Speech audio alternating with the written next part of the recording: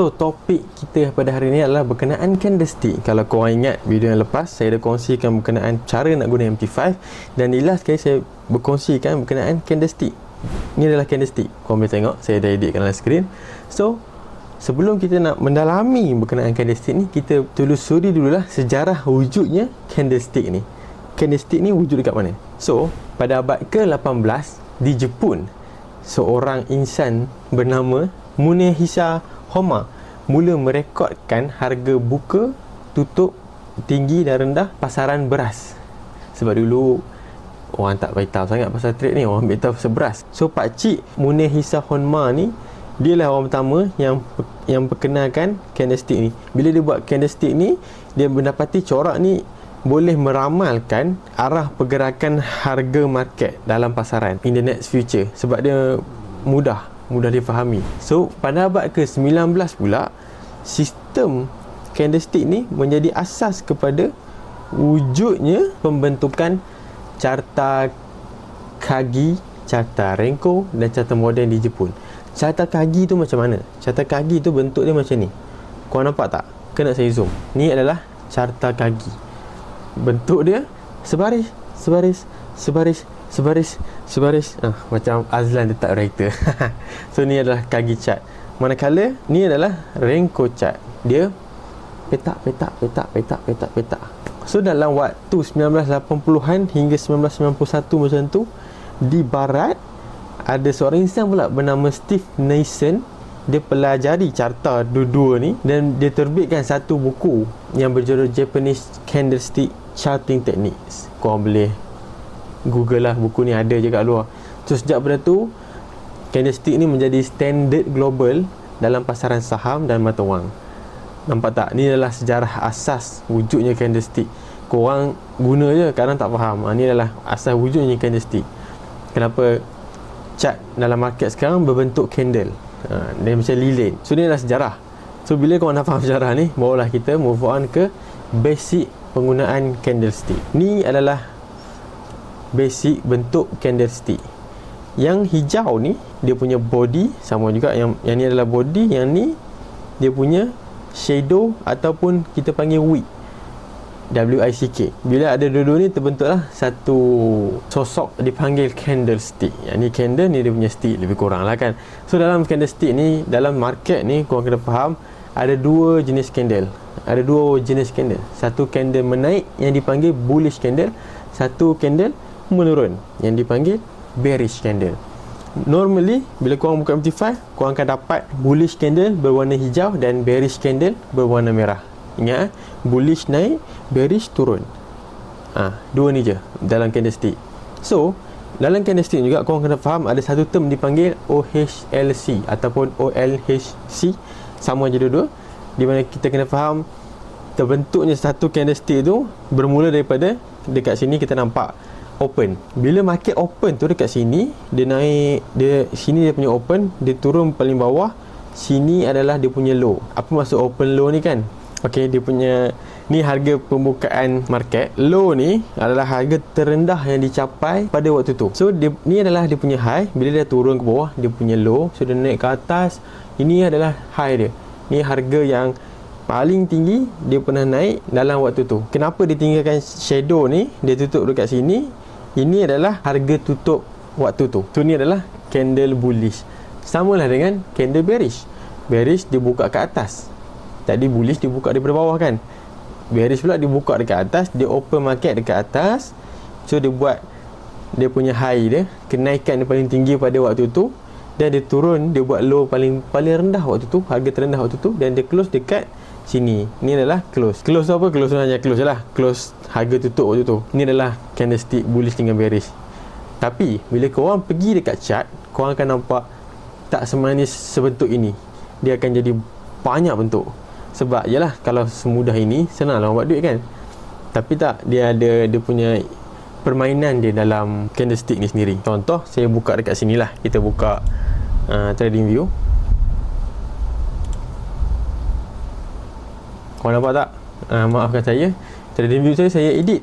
Saya edit bagi ada color biru, supaya biru ni lebih tenang. Dengan saya punya candle, bila naik ni putih, tenang.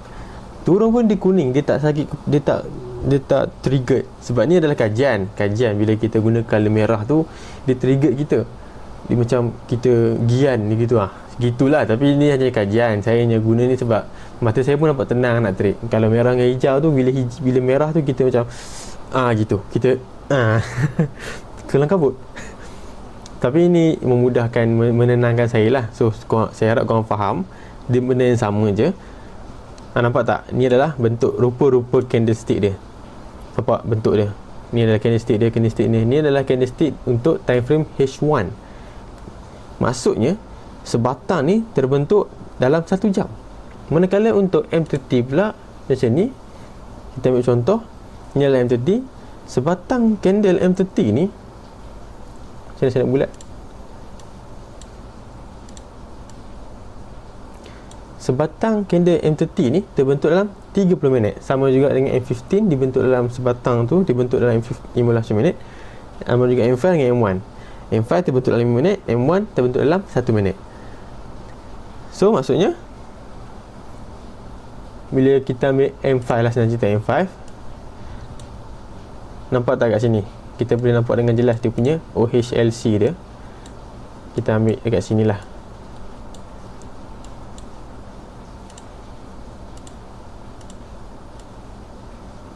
Nampak tak? Sini candle ni.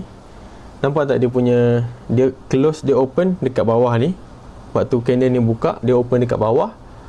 So dia buat low dia paling bawah ni dekat sini, low dia. Kau nampak kan sini low dia.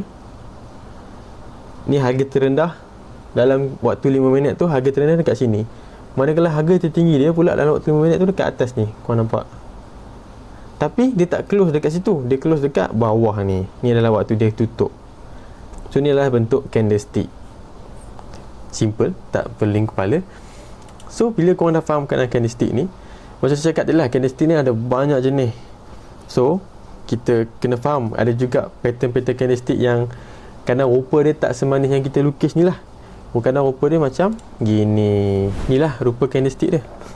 Ini adalah candlestick yang di mana higher shadow menunjukkan, shadow yang panjang tu menunjukkan, shadow yang panjang ni menunjukkan harga tertinggi pada waktu tu. Tapi candlestick tu ditutup dengan harga lebih rendah daripada harga asal tadi, tapi dia masih di atas harga yang market open tu. Nampak tak? Faham tak? Ni hanya penjelasan je lah.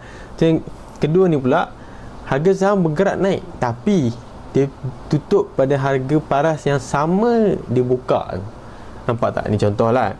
Harga saham hari tu dia buka kat sini, dia naik, tapi dia tutup balik dekat sini, dia tak ada shadow bawah. Ni adalah candlestick. Ni candlestick juga, cuma dia ada panggil nama lain dekat sini. Ni nak bagi korang faham je bentuk-bentuk dia. Kadang tak semanis yang kita lukis tadi. Yang ketiga ni pula, harga market tu tak bergerak. Dia open dekat situ, dia close dekat situ. Dia tak buat harga paling tinggi, dia tak turun harga paling rendah. Kat sini je dia seharian. Boleh jadi bila market tu cuti ataupun bank-bank besar cuti, so market tu dia macam gini. Kalau hari biasa macam ni. So untuk yang keempat ni pula, kenapa dia merah? Sebab harga market ni mengalami penurunan yang berterusan dan ditutup dengan harga yang paling rendah. So dia open dekat sini, dia tutup dekat bawah ni. So sebab tu dia kena merah. Beza dengan ni, dia open kat bawah, tapi dia naik, dia tutup dekat still atas pada harga dia open. Tapi bila dia tutup bawah pada harga dia open, dia akan jadi merah macam ni lah. Merah macam ni, senang cerita.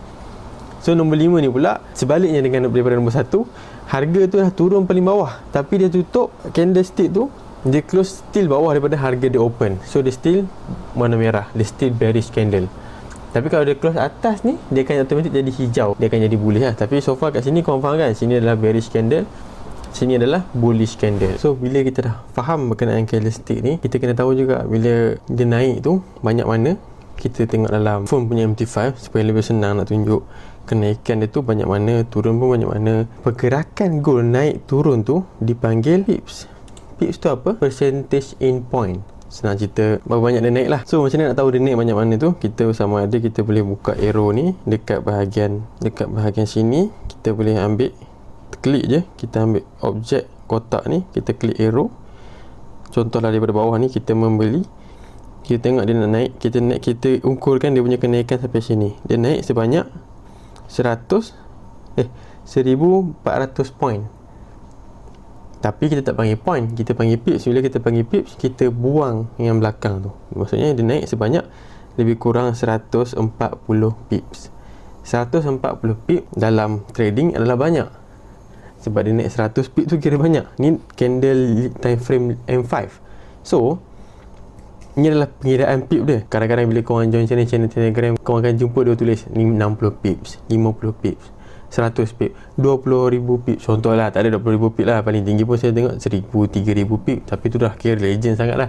Tapi ini adalah cara nak kira pip ni. Korang tarik arrow, ataupun korang boleh klik crosshair kat atas ni. Bila korang klik, korang bawakan dia ke bawah tempat yang kita entry tu. Contoh kita entry kat bawah ni, kita klik, double klik kat atas, kita tarik sampai dekat mana kita close tadi. Contoh kita ambil kat sini kan, nampak tu dia tulis 1460 point. Tapi dalam bahasa pips kita panggil 140 pips je. Apa maksud 140 pips ni? Bila 140 pips ni, dengan kita punya entry lot kita 0.01, korang boleh buat calculator. 0.01 darab 140 pip. 140 pip, tapi nak tekan calculator kena tambah kosong belakang. Jadi 1400. Dengan entry 0.01 lot tadi, kita dapat $14 satu entry. Itu kalau kita entry 0.01. Normally kita akan entry bukan 0.01, kita akan entry at least 0.03. Dengan satu entry kita tadi yang kerja hanya dalam berapa minit? 5, 10, 15, 20, 25. Dalam 25 minit, setengah jam, kita dapat sebanyak $42. Dalam ringgit Malaysia, darab dengan 4, kita dapat sebanyak RM168 kerja setengah jam. Tapi dia bukan setengah jam yang sebenarnya kita kerja. Kita kerja awal lagi sebab kita nak jangkakan market, kenapa kita beli kat situ. Tapi sekarang saya nak cerita berkenaan counting pips. Cara nak kira pips tu dengan lot tu. Fahamkan lot? Lot tu, contoh kat sini, nampak tak? Ni ada kat atas dia tulis lot kan, 0.01, 0.02. Contoh bila kita tekan satu entry. Oh, maafkan saya tutup. Nampak? Saya tekan 2 kali. Maksud saya ada entry 0.04. Nampak tak? 0.04 ni kalau dia turun 0.04, dia turun sebanyak 100 pip. Kita darab dengan 100 pip. 100 pip bersamaan dengan 1,000 point. Bila kita darab dengan 1,000 point, kita dapat $40. Bila dia turun 100 pip, kita dah negatif $40. Tapi kalau dia naik, kita positif $40. Dia turun tu banyak mana? Contohlah kita tengoklah SL tu berapa ratus pip tadi kita kira? 100 pip kan? Dekat sini. Kalau dia turun kat sini, ni satu position. Cerita dia, kita ada dua. Nampak ni? Ni satu, ni dua. Lagi satu. Dah kalau tambah dua-dua ni, kita jadi 40 pip. 40 pip yang kita kena ada loss kita kalau dia turun. Tapi kalau dia naik, kita set lah berapa kita nak kan. Contoh, saya ambil kat sini 100 pip juga. Alamak. Contoh dia naik sampai sini, kita pun profit $40 juga. So maksudnya, kalau account kita hanya ada $100, kita dah kena ready to lose $40 per entry kita. Faham tak? Ready to lose lah, sebab kita dah mengkaji. Tapi kalau dia tak bagi, kita tak bagi juga. Tapi kalau kita dah kaji, kita dah buat kita punya analisis, so kita entry, so kita lebih tenang, kita yakin dengan kita punya entry, InsyaAllah dia nak fail tu kurang. Tapi kalau dia fail pun kita dah ready berapa banyak kita nak loss tu. Kalau kita punya account tu $100, kita dah ready nak loss $40. Nampak tak? Ini adalah permainan pengiraan matematik dia. So ni adalah berkenaan cara nak kira pips dengan cara nak kira lot yang sesuai. Nak lot yang sesuai untuk kita punya account pula, saya dah sediakan satu timetable. Korang boleh tengok, korang boleh rujuk je berapa lot yang sesuai. Tapi ni hanyalah lot yang sesuai. cara nak entry apa semua tu berlainan topik pula. So ni the basic berkenaan candlestick. Simple, mudah. Korang dah belajar sejarah dia, korang dah tahu OHLC, korang dah tahu dia punya candlestick pattern dia, macam mana nak guna dekat trading view. Maksudnya korang dah fully faham berkenaan trading ni. Tinggal korang nak belajar dekat mana korang nak tekan entry, dekat mana korang nak collect profit korang. So itu kita akan share di next video lah.